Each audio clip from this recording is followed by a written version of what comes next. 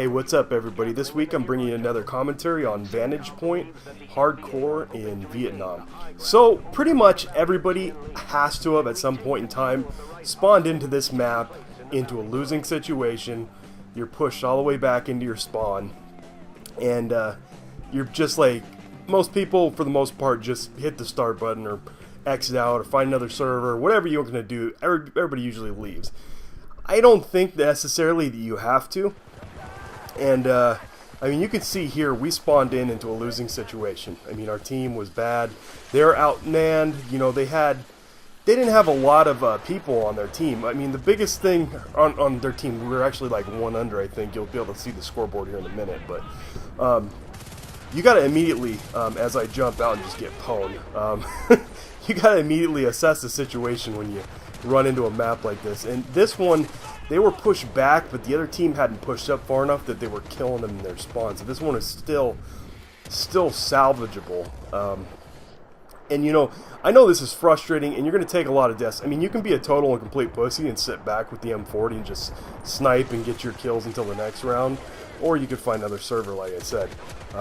But this one, you know, we want to get in and see if we can push past, because most of the time, your team wants to win. It's just a matter of them being motivated to do so. So you always want to motivate your team as much as possible by pushing forward, killing a couple guys, and then dying. And maybe they'll see you going, and the blues on your team will jump up in there and try and help. You know, it is kind of difficult to spawn into a game, like I said, a game like this, and be successful.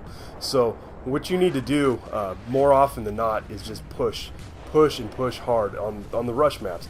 And I'm not speaking for the conquest maps. This is a rush game. But we jumped in here, and I got my ass kicked for a while, and there was some pretty wacky stuff going on in the beginning. I mean, you'll see some of the deaths I take as we get up to this first base or the second base up here. I was just like, I was hosing into dudes, and there was like nothing. I wasn't even getting hit markers. It was crazy. But once in a while, you get on a server where there's people from Australia or people from wherever else, you know, that are just happen to be way too far away to get a good connection. So you get some interesting hit markers.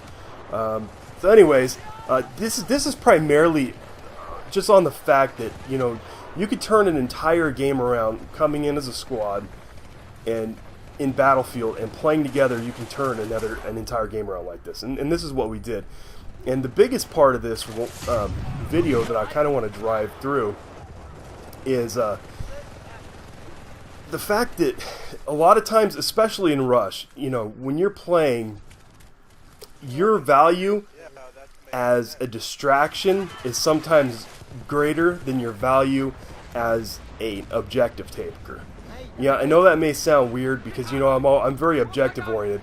Okay, here's some of that crazy hit marker stuff I had going on here with getting nothing. What's going on there? And then I get killed. Ridiculous. So, anyways, your value as a distraction is better than your value as an objective taker. Because if your team is not doing either or, you running up to the objectives, you're just going to get shot and die, and then you're going to get frustrated and leave the game. So you're no better off. But if you can see your team is slightly moving up, like they were for us here, you know, you creating a distraction by either killing a lot of people, or as you're going to see in a second, we jump in a tank and we sit back far enough, but we're getting lots of kills. And regardless of what you're doing, if you're getting lots of kills, you're distracting the other team from our guys taking the objectives. So, and of course, sometimes you get in rooms full of bush Wookiees, and that doesn't matter at all. Oh, I'm gonna get some pretty sweet mowdowns here in a second. This may have to go in another video at some point in time. Uncivil jumps right in front of me here too. I don't know what he's doing. I was getting some. Anyways, so we're going to jump in a tank here, right? And we're lobbing rounds right into the exit. There's kind of a funnel on this map of where their team exits to defend their crates from their spawn area. Now, if you can create enough of a distraction to where the team is all shooting rockets at you rather than defending their crates, that is a legitimate tactic, and we've used it over and over and over again over the years, and I'm really kind of a big proponent of creating distractions, especially if you have a vehicle. Going up, and this goes for regular vanilla too, going up in a tank and jumping out to arm a crate is one of the dumbest things that I see people do in Battlefield ever. That's like taking a piece of mobile artillery and giving it to the enemy, because whether it's blown up or they have it, either way it's working against us. So you need to really like use the tanks kind of what they're intended for, and what they're intended for, it's a mobile platform with big guns. So go up, you know, in vanilla when you're playing, sit back, don't take it into the base, sit back and hose the enemy's area over there with that tank, and use the guns, use the main guns, and just kill people, so that the other team is looking at you so much, you see so many rockets flying at you, that they don't care about the guys that are arming the crates. And that's the most important thing. So anyways, we kind of jump over here and do this, and you know, some people may say this tactic's dirty or whatever because that's where they spawn, and pretty much it is. We're shooting them into their spawn, but you look at the converse side of this. We're like I said, getting the whole team to look at us while our team just walks up and arms all the crates and we win. And this is, again, if you remember the beginning of this game, this is a game that we came into where the team was pushed in their own spawn. They couldn't even take the first set of crates. They'd already lost 30 or 40 tickets by the time we even got in. So you know, I think that in the end that this tactic is good, it's legitimate, helps out.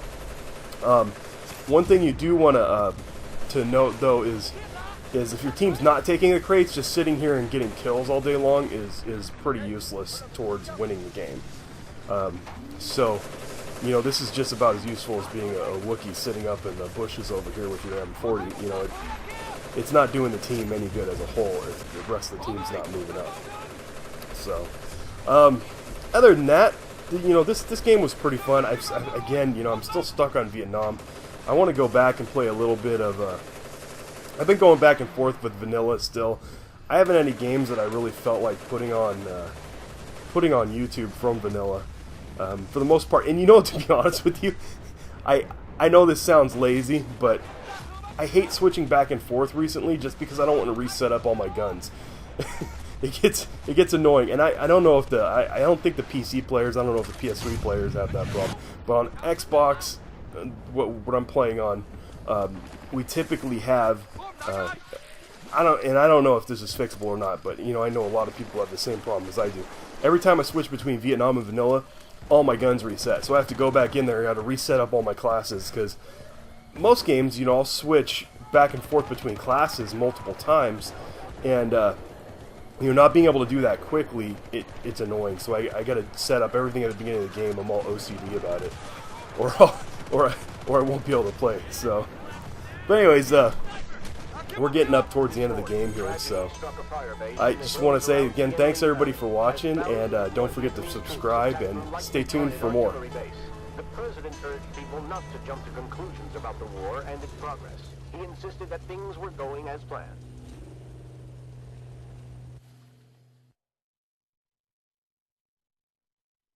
An American firebase was reinforced by U.S. troops after reports were received that a large North Vietnamese armor unit was gathering in the nearby jungle. CENTCOM believes that the NBA are hoping